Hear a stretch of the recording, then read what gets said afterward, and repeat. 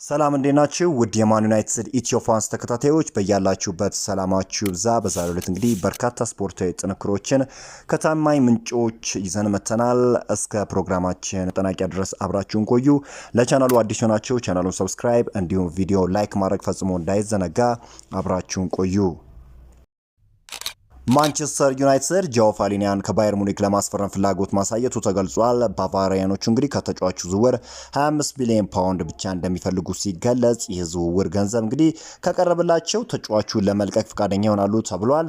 ፖርቹጋላዊ አማካኝ ዳግም ወደ እንግሊዝ ፕሪሚየር ሊግ የማምራት ፍላጎት እንዳለውም ተጠቁሟል። ይህ ድንቅ ተጫዋች እንግዲህ በተለይም በፉልሃም ድንቅ ብቃት ማሳየቱን ተከትሎ ነበር ወደ ጀርመኑ ክለብ ባየር ሙኒክ ያመራው። ታዲያ ማንቸስተር ዩናይትዶች በተጫዋቹ ላይ ከፍተኛ የሆነ ፍላጎት እንዳሳዩ ነው እየተገለጸ የሚገኘው። ማንቸስተር ዩናይትድ በይፋ እንግዲህ በጣሊያናዊ የፒኤስጂ ግብ ጠባቂ ጂጂ ዶናሩማ ላይ ፍላጎት ማሳየቱ ተገልጿል።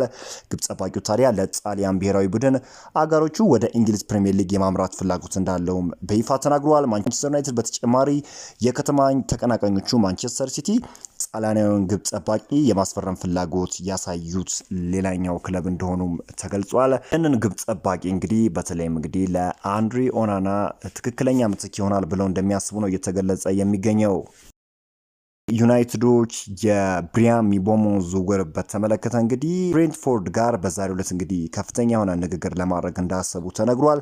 ሁለቱም ክለቦች ከስምምነት ላይ ለመድረስ አሁንም ጥረታቸውን የቀጠሉ ሲሆን ቀጣዮቹ ቀናት በካሜሩናዊ ተጫዋች ዝውውር ላይ አይነተኛ ሚና የሚጫወቱ ይሆናል ተብሏል። ማንቸስተር ዩናይትድ በመጀመሪያ ዙር ያቀረበውን የዝውውር ጥያቄ ውድቅ ከተደረገበት በኋላ አሁን ላይ 50 ሚሊዮን ፓውንድ ፕላስ 10 ሚሊዮን ፓውንድ ያካተተ አዲስ ጥያቄ ለማቅረብ በዝግጅት ላይ መሆኑም እየተገለጸ ይገኛል። ፓኬጅ እንግዲህ በሁለቱ ክለቦች መካከል እንግዲህ ከስምምነት እንዲደርሱ ያደርጋል ሲሉ ነው እንግዲህ ታማኝ ምንጮች እየገለጹ የሚገኙት። አርጀንቲናዊ ተጫዋች አሌሃንድሮ ጋርናቾ ባልታሰበ መልኩ በዚህ የክረምት የዝውውር መስኮት ወደ ሳውዲ አረቢያ ሊግ ሊያመራ እንደሚችል ተገልጿል።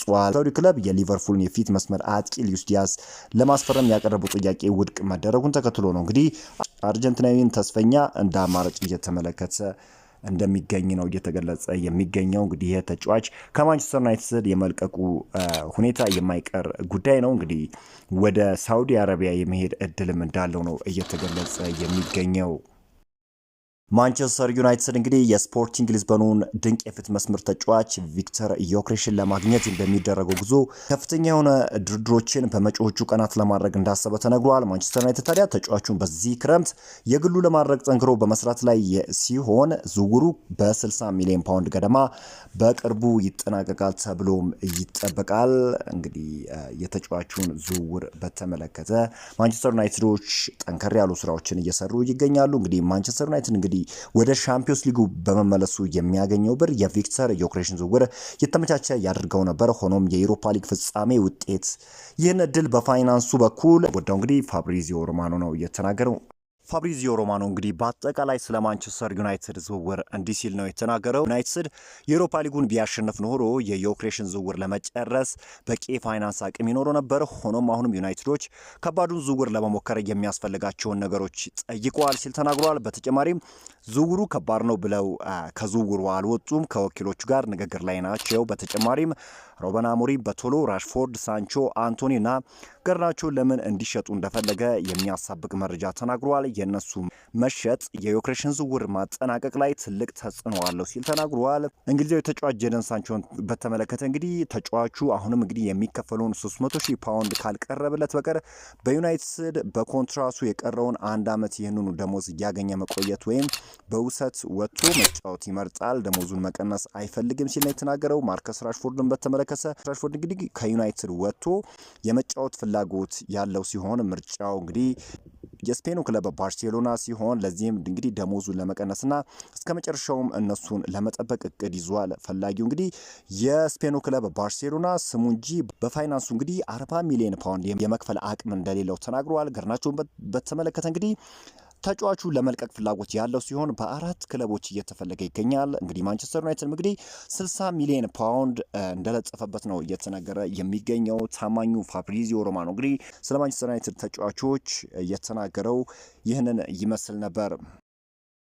አሁን ይህንን ዜና በማጠናክርበት ወቅት የደረሰኝን መረጃ ላጋራችሁ። እንግዲህ ማንቸስተር ዩናይትድ በዚህ ሳምንት ከዮኬሬሽ ተወካዮች ጋር ንግግር አድርጎ የነበረ ሲሆን በእርሱም ዙሪያ እንግዲህ አዳዲስ እውነቶች እንዲያሳውቁት ጠይቋል ሲል እንግዲህ ታማኙ ፋብሪዚዮ ሮማኖ ነው እየተናገረው። ታዲያ ማንቸስተር ዩናይትድ በዚህ ሳምንት በቪክተር ዮኬሬሽ ዝውውር ላይ ከሚሳተፉት ሁለት አካላት ጋር ነው ቀጥተኛ ግንኙነቶችን ያደረገው። ዩናይትዶች ይህን ያደረጉት በሱ ዝውውር ዙሪያ ዝውውሩን ለመፈጸም የሚያስፈልጉትን ነገሮች ለማወቅ ጭምር እንደሆነ ተናግሯል። ዩናይትዶች እንግዲህ ዮኬሬሽን ለማስፈረም ከሚደረገው ፉክክር ፈጽሞም እንዳልወጣና አሁንም እንግዲህ በፉክክር ውስጥ እንደሆነ ታማኙ ፋብሪዚዮ ሮማኖ ተናግሯል። ናይጄሪያው የፊት መስመር ተጫዋች ቪክተር ኦሺሜን ከሳውዲው ክለብ አልሂላል የቀረበለትን የዝውውር ጥያቄ ውድቅ ማድረጉ ተሰምቷል። ተጫዋቹ አሁንም ቢሆን በአውሮፓ እየተጫወተ መቆየትን ምርጫውን እንደሚያደርግ ከሀገረ ቱርክ የሚወጡ ዘገባዎች አመላክተዋል። እንግዲህ ማንቸስተር ዩናይትድም በተጫዋቹ ላይ ፍላጎት ነበረው። ነገር ግን አሁን ፊቱን ሙሉ ለሙሉ ወደ ስዊድናዊ አጥቂ ቪክተር ዮኬሬሽ እንዳዞረ የሚታወቅ ጉዳይ ነው። ካርሎስ ካስሜሮ እንዲህ ሲል ነው የተናገረው። እንግዲህ ያለፈው የውድድር ዓመት በእግር ኳስ ሕይወት ከነበሩት በግሌ ጠቃሚ የሆኑ ሲዝኖች መካከል የሚጠቀስ ነው ብሏል። በቡድናችን ውስጥ ተጠባባቂ ተጫዋቾች ሆኜ ነበረ። ሆኖም እኔ ጠንክሬ መስራቴን አላቆምኩም። የዚህን ውጤትም ሲዝኑ እየገፋ በመጣ ቁጥር ቀስ በቀስ በደንብ ተመልክቼዋለሁ። አሰልጣኜ መጀመሪያ ላይ ቋሚ ተሰላፊ እንደሆን ምርጫው አላደረገኝም ነበር። ሆኖም የእርሱን ሀሳብ ቀስ በቀስ ማስቀየር ችያለሁ። እርሱ አሁን ላይ እኔን በደንብ እያመሰገነኝ ይገኛል ሲል ብራዚላዊው የመሃል ስፍራ ተጫዋች የሆነው ካርሎስ ካስሜሮ ነው የተናገረው። ውድ የዚህ ቻናል ተከታታዮች በዛሬው ዕለት የነበሩት መረጃዎች እኚህን ይመስሉ ነበረ። በአዳዲስ መረጃዎች እስክንገናኝ ድረስ መልካም ኑሮ ተመኘው።